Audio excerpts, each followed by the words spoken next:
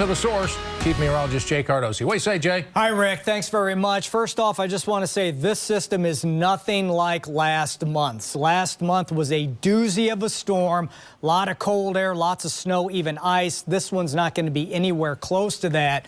It is going to put down some wet accumulations of snow. We have the winter weather advisory in the purple, north, and also southwest of the metro as well.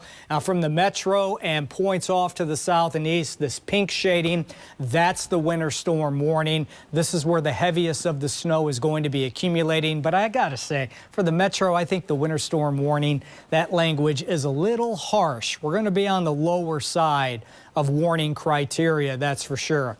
All right, as far as the radar goes, nothing around the viewing area just yet. Big picture indeed showing the clouds increasing, and the farther south you go through Tennessee on into portions of Arkansas, southern sections of Missouri. Yep, we do have the rain starting to form. This is the moisture that's going to be lifting off towards the northeast. So right to the Futurecast and watch what happens after 2 or 3 o'clock in the morning.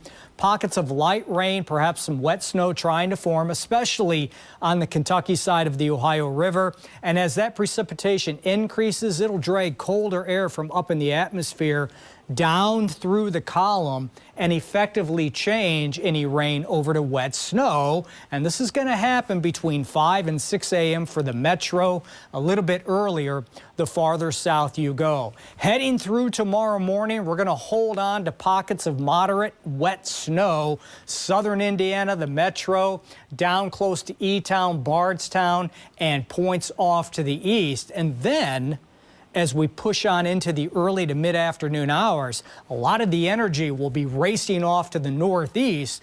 Precipitation will lighten up quite a bit. The rates will really come down, and that will allow a little bit more of the light rain and drizzle to mix in with the wet snow as well. Okay, and that trend will continue the rest of the afternoon, even into tomorrow evening. So how much snow are we talking about? Forecast from earlier today hasn't changed all that much. Still could be a coating up to 2 inches where you see the lighter shades of blue in southern portions of Indiana.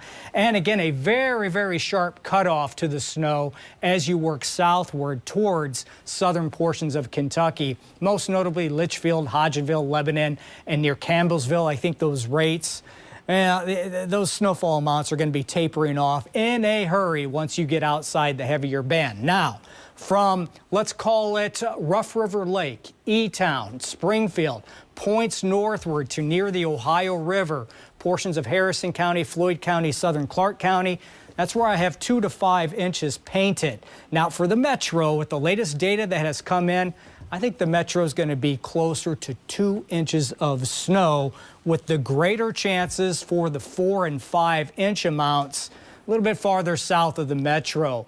Could be close to Brandenburg, close to E-Town, Bardstown, over towards Taylorsville perhaps, and then over towards the Lexington area as well. That narrow zone, that's where the greatest chances are for the 4 and 5 inch amount. So the bottom line, wet snow develops between 5 and 6 in the metro, a little earlier to the south.